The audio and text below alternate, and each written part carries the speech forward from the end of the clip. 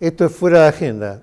Como siempre, tratamos de mirar las cosas un poquito más adelante, porque es necesario empezar a trabajar con un país a 30 años, 40 años, 50 años, como hacen los ingleses, como hacen los alemanes, como deberíamos hacer nosotros, como hemos hecho nosotros también en la época de Perón.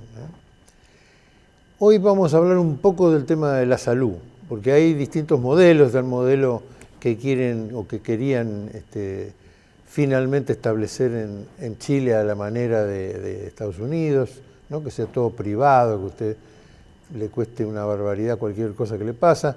El modelo inglés, argentino, canadiense, francés, que es mucho más amable con la gente y que tiene una cobertura del Estado y del sistema mucho más cercano a las necesidades de la gente. El sistema totalmente estatal, digamos, que han tenido otras sociedades que también tienen la teoría de que la salud pública no debe incluir un esquema privado, sino que tiene que ser todo público. Acá tenemos el modelo que se perfeccionó con Bandor y Onganía, que es el de las obras sociales, que Perón no había pensado en eso, había pensado en las mutuales, en las cooperativas, pero no había pensado en un modelo de las obras sociales que le dio poder a los sindicatos y también servicio a la gente que estaba dentro del sistema de representación. Lo conocemos, trabajamos con él, vimos cómo se manejaba. Es un poco el sanitarista más cercano en términos afectivos y de agradecimiento de los compañeros. Y los presento al Tano Viani, Juan Carlos Viani, médico en el sistema de la Universidad de Buenos Aires ahora. Correcto. ¿Cuál es el modelo que funciona mejor en Argentina o que debería seguir funcionando o que debería funcionar para atender a la salud pública? Y un modelo con las características que tiene nuestro país, con la distribución geográfica, con la alta concentración poblacional en pocas ciudades capitales, con una distribución muy heterogénea en muchas zonas rurales, hace que tenga que tener determinados niveles de articulación los diferentes subsistemas. Nosotros tenemos un sistema público con una historia muy importante en cuanto a su desarrollo. Es más, Argentina es uno de los pocos países que tiene 3 premios Nobel de Ciencias de la Salud, con universidades de mucho prestigio y mucho reconocimiento, incluso con tratamientos tanto quirúrgicos como médicos de reconocimiento internacional, como el bypass y tratamientos cardíacos. Es decir, nosotros tenemos desde la salud pública un gran desarrollo, pero fundamentalmente Ramón Carrillo, en el gobierno de Perón, le da una impronta que trasciende estrictamente el sistema público y comienza a pensar en niveles de articulación con cada una de las experiencias que tenía a su vez cada provincia, cada municipio. El tema de las obras sociales que vos mencionabas tiene que ver con una interpretación de la salud que no pasa exclusivamente por atender la enfermedad. O casualmente los sindicatos tienen una obra social, pero a su vez tienen un camping, ¿no? Pero a su vez tienen un hotel. Es decir, que ahí comienza a vislumbrarse un concepto de salud que tiene que ver con la recreación y que tiene que ver con la actividad física y el deporte. Es decir, esos son los verdaderos parámetros de la salud. Lo otro que vimos en los últimos años es el negocio de la industria de la enfermedad. Es un negocio floreciente, con un gasto de medicamentos en la Argentina prácticamente uno de los más altos del mundo. Cada 100 pesos que se invierten en salud, 32 se los lleva la industria farmacéutica. En países, como vos mencionabas, países centrales, Inglaterra, Francia, Alemania, son países que no gastan más del 6, 7, 8% de su presupuesto. Contra el 32. Contra el 32. Eso es una sangría, a su vez, en este momento que todo el mundo está tan atento al dólar y a que se fugan los dólares. Esa es una impresionante salida de dólares en un país que tiene capacidad para producción y con precios de medicamentos que superan 10, 15, 20 veces los precios del mismo medicamento importado del mismo lugar que se venden en los países de la región incluso, ¿no? Chile, Uruguay y Paraguay. Es decir que este concepto que desarrolló el peronismo tenía que ver con el agua, con la cloaca, con el deporte, con los clubes. Eso es la salud. Lo otro es el tratamiento, el diagnóstico y el tratamiento de las enfermedades. Y en los últimos años también vimos una cierta mercantilización, es decir, los bancos, las aseguradoras comenzaron a tener este concepto más norteamericano del seguro de la salud. Es decir, usted paga una cuota y yo le doy un servicio. Nosotros creemos que la salud es un derecho y por lo tanto no puede estar en el medio la capacidad de quien tenga dinero tener una buena salud y quien no lo tenga no puede acceder a un sistema de salud. No estoy en contra de que haya ciudadanos que quieran tener una prepaga y que quieran pagar por ella 15 o 20 mil pesos por persona, como le están pidiendo hoy a los mayores de 60 a 65 años, porque ellos hacen una ecuación de riesgo, ¿no? Es decir, que cuando una persona más necesita del sistema de salud, más caro le van a cobrar la cuota. Eso es todo lo contrario, que es un derecho. Nosotros, en la corriente en la cual me encuentro con muchos colegas y que tenemos una larga tradición de entender y comprender la salud como un derecho, justamente entonces lo que hay que garantizar es el acceso y especialmente a quien más lo necesita con el máximo nivel de calidad.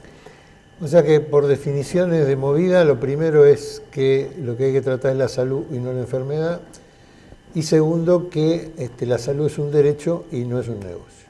Bien, por eso una política es la prevención, la promoción de hábitos saludables de vida, la detección de patologías de enfermedades prevalentes, y otra cosa es no hacer nada y esperar con los brazos cruzados que la gente colapse los hospitales y que a partir de eso se abre la posibilidad de que la gente junte sus ahorros para ir a algún banco o algunas empresas ligadas a los bancos para poder garantizar su necesidad de atención.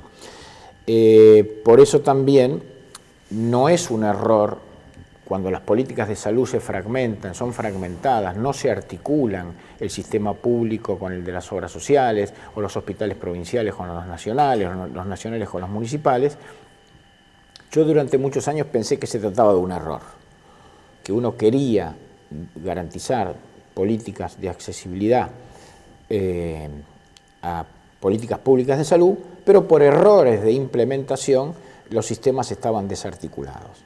Yo estoy absolutamente convencido y hay muchos colegas muy experimentados y que han estudiado el tema, y la verdad se trata de una política intencionada.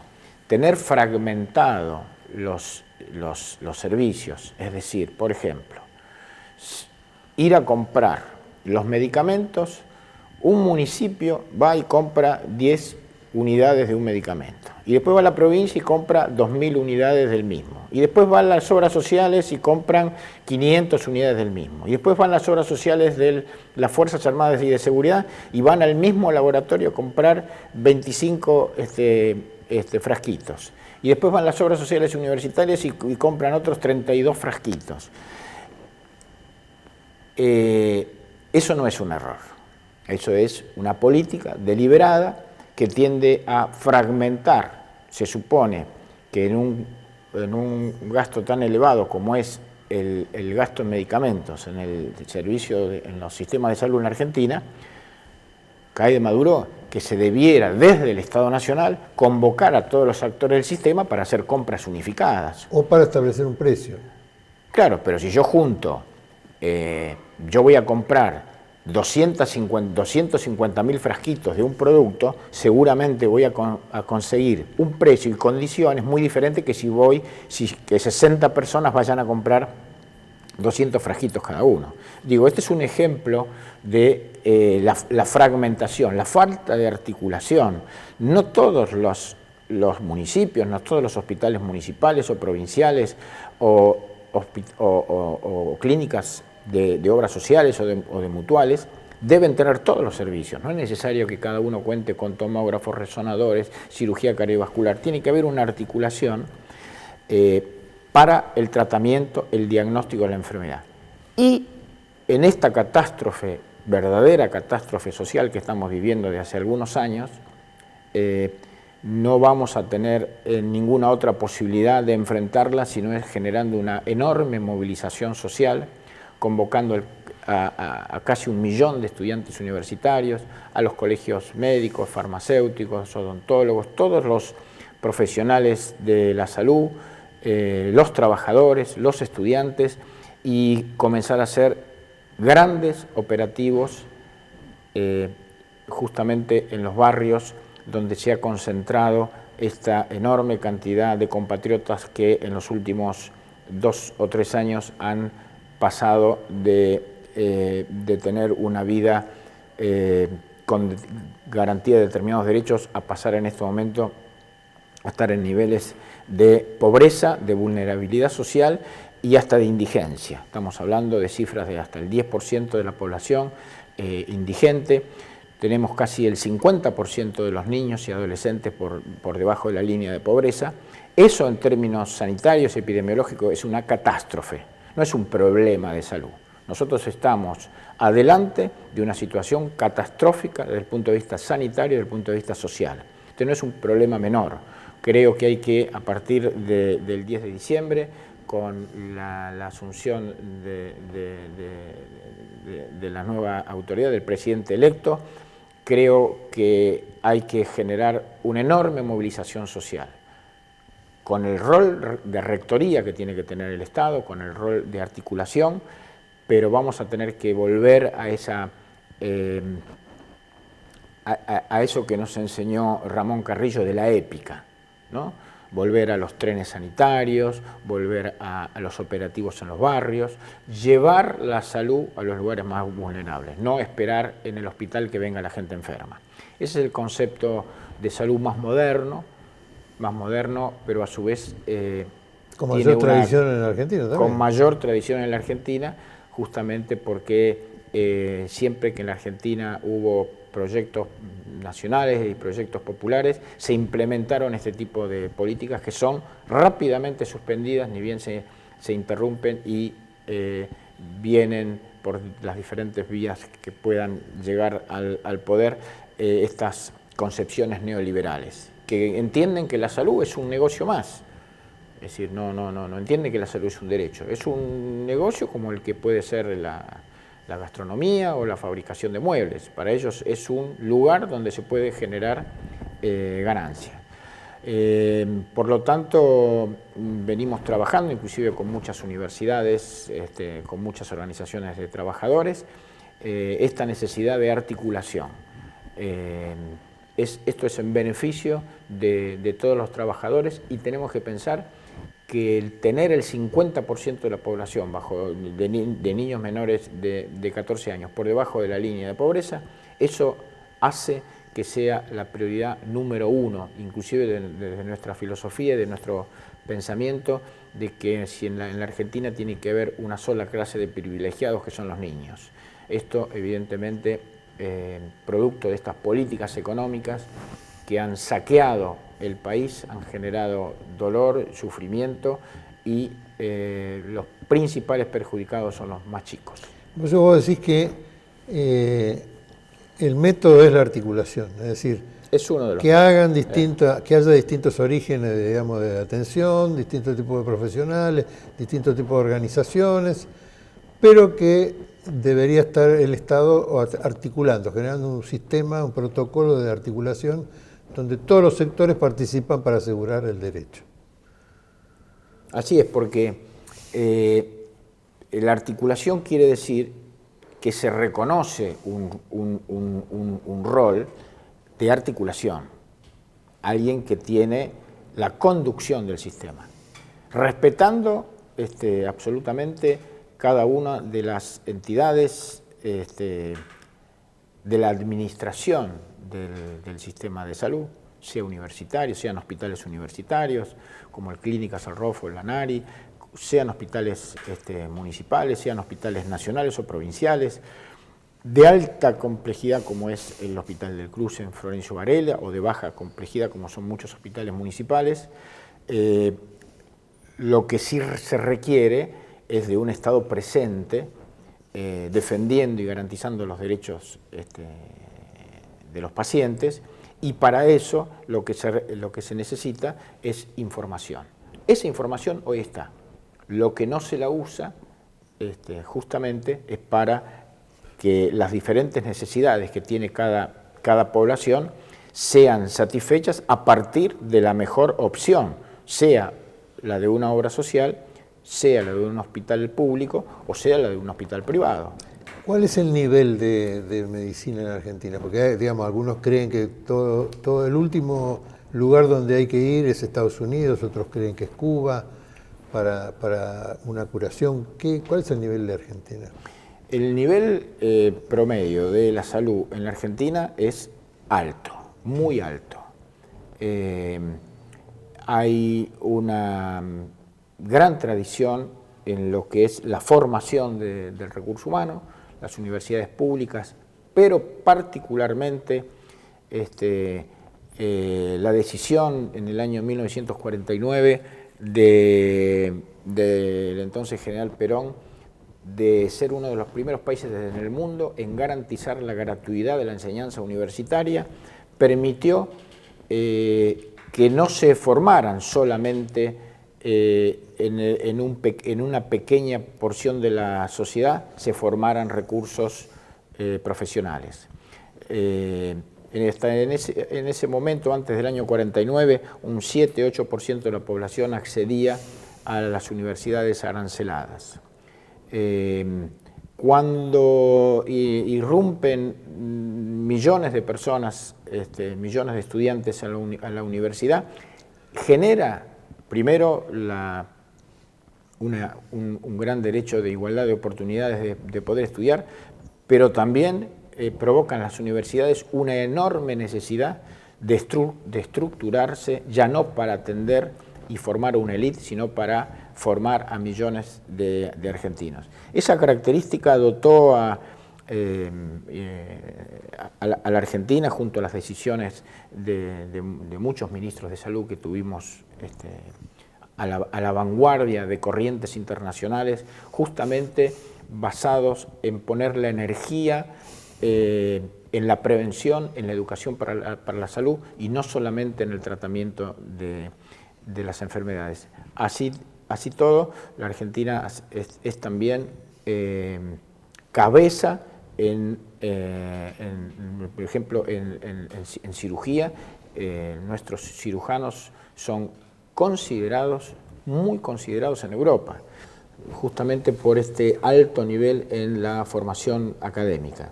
Hay una escuela que ya después de tantas décadas se instaló en nuestros esquemas que tienen que ver con la residencia. No es que el médico o el profesional de la salud se recibe y sale a hacer consultorio privado.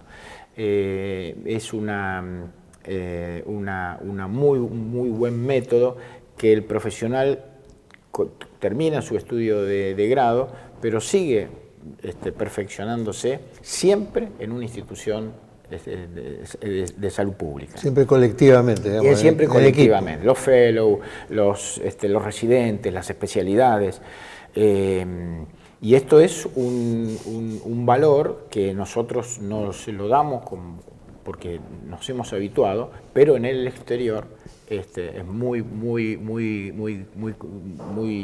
solicitado el profesional argentino, justamente por esta preparación, porque es una mezcla importante entre un nivel académico en la formación, pero después tiene 2 o 3 o 4 años que está en una guía con colegas que están hace 20, 30 años en la especialidad, y obviamente en esos 2 o 3 años de residencia o de prácticas es donde se transmite esa experiencia que es valiosa y que es la que hace la diferencia. Aparte se transmite en la práctica, digamos. Sí.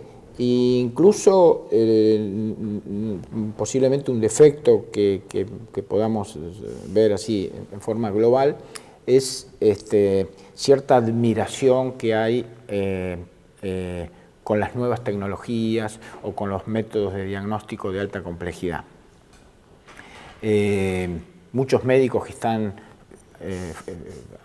atienden fuera de los grandes centros urbanos saben manejar muy bien lo que para nosotros es un concepto fundamental, que la clínica es soberana.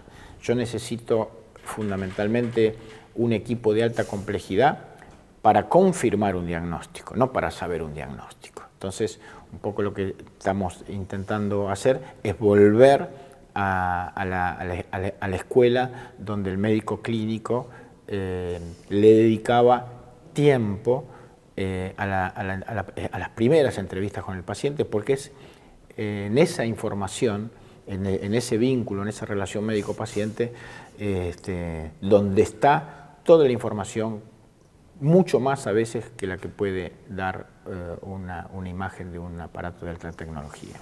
Inclusive, lamentablemente también, otro de los problemas a corregir es que los sistemas de salud estatales son bastante heterogéneos en función de la prioridad que históricamente le haya dado cada provincia al tema o de sus recursos financieros en provincias más ricas y más pobres. Ahí el Estado Nacional se corrió hace muchas décadas de tener instituciones, establecimientos propios, ¿no? Hoy quedan muy pocos, solo el Hospital Posadas es un ejemplo.